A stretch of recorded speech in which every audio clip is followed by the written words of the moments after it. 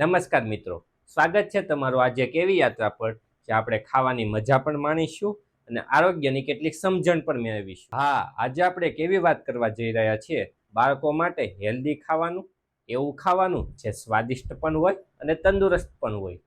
અરે ભાઈઓ, જ્યારે મમ્મી કહે છે કે જંક ફૂડ નહીં ખાવાનું, ત્યારે આપણને એવું લાગે છે કે આપણી બધી જ મજા તો છીનવાઈ ગઈ છે. પણ સાચું કહું તો હેલ્ધી ખાવાનું પણ એટલું જ સ્વાદિષ્ટ હોય છે, જો આપણે જાણીશું કેવી રીતે ખાવું.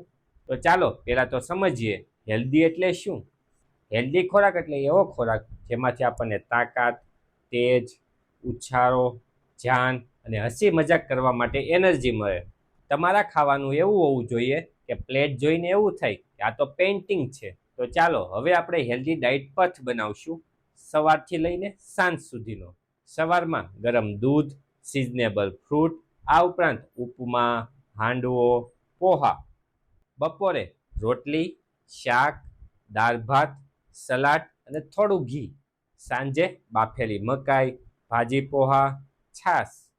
રાત્રે લાઈવ ભોજન એટલે સૂપ, પાલકનું શાક અને રોટલી. જે ખોરાક એનર્જી કરે તેમ જ ખાવું, પણ ભૂલશો નહીં પાણી તો અવશ્ય પીવું. તો ચાલો હવે એવા ખોરાક વિશે વાત કરીશું જે દેખાવમાં તો ખૂબસૂરત લાગે છે, પરંતુ આપણને ધીમે ધીમે નુકસાન કરે છે. પેકેટવાળી ચિપ્સ, એક્સેસિવ મીઠું અને મીઠાઈ, ચોકલેટ, બસ દિવસમાં એક જ.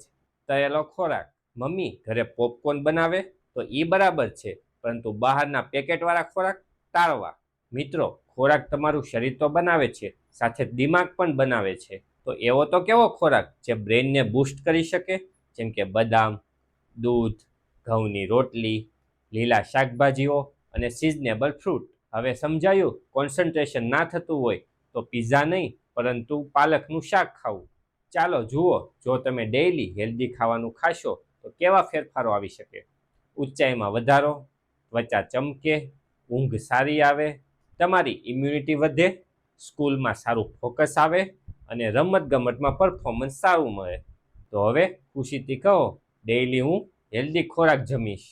હવે તમારા પેરેન્ટ્સે શું ધ્યાન રાખવું? લંચ બોક્સ રંગીન અને મજેદાર બનાવો. બાળકો સાથે બેસીને ખાવાની ટેવ પાડો. વીકેન્ડમાં બાળકો સાથે કુકિંગ કરો. તેમને જંક ફૂડ માટે ઓપ્શન આપો, જેવા કે ઘરે બનાવેલા પિઝા અને દાળ વડા. તો બાળકોનું ભવિષ્ય આપણા હાથમાં છે, તો આપણે કેવી રીતે સુધારવું એ પણ એટલું ઇમ્પોર્ટન્ટ છે. જો તમને આ વિડીયો મજેદાર અને ઉપયોગી લાગ્યો હોય તો લાઈક કરો, કોમેન્ટ કરો અને સબસ્ક્રાઈબ કરો.